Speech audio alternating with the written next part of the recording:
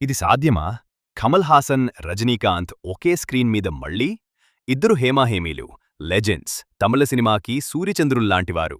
ఒకరు నటననే ఊపిరిగా, ప్రాణంగా భావించే ఉలగనాయకన్గా పేరు పొందిన కమల్ హాసన్ అయితే, ఇంకొకరు తన స్టైల్ అండ్ మేనరిజంతో యువతను ఉర్రూతలూగించే సూపర్ స్టార్ రజనీకాంత్. ఈ ఇద్దరు తమిళంలోనే కాకుండా భారతదేశంలోని అన్ని భాషల వారికి పరిచయం. ఇప్పుడు ఈ ఇద్దరూ చాలా రోజుల తర్వాత కలిసి స్క్రీన్ షేర్ చేసుకోబోతున్నారు. అదే KH and RK reunion. Nelson దర్శకత్వంలో వస్తున్న సినిమా. రెండు నటసింహాలను ఓకే స్క్రీన్ మీద నెల్సన్ ఎలా ప్రెజెంట్ చేస్తాడు అని అంతా ఆసక్తిగా ఎదురుచూస్తున్నారు.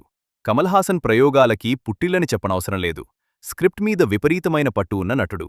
ఇక రజనీ తన మేనరిజంతో భారతదేశంలోనే కాకుండా జపాన్ లాంటి దేశాల్లో సైతం అభిమానులను సంపాదించుకున్నాడు.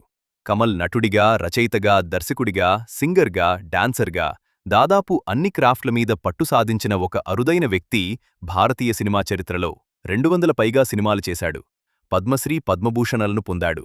దాదాపు 40కి పైగా అవార్డులు తీసుకున్న ఏకైక నటుడు కమల్ హాసన్. 1960లో బాలనటుడుగా చేసిన మొదటి సినిమాతోనే నేషనల్ అవార్డు అందుకుని అందర్నీ ఆశ్చర్యపరిచాడు. తండ్రి శ్రీనివాస్ అయ్యంగార్, ఫ్రీడమ్ ఫైటర్.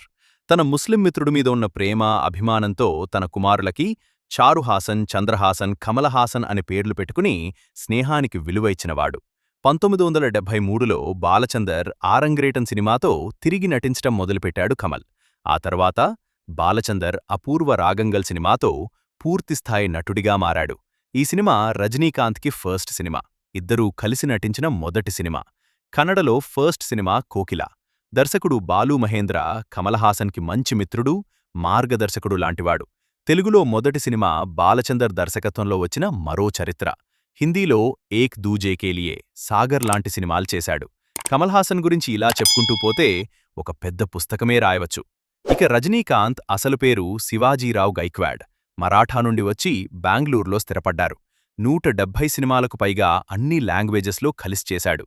పద్మభూషణ్, పద్మవిభీషణ్, దాదాసాహెబ్ ఫాల్కే అవార్డులు తీసుకున్న ఏకైక వ్యక్తి. 1975లో వచ్చిన కె బాలచంద్ర అపూర్వ రాగంగల్ మొదటి సినిమా.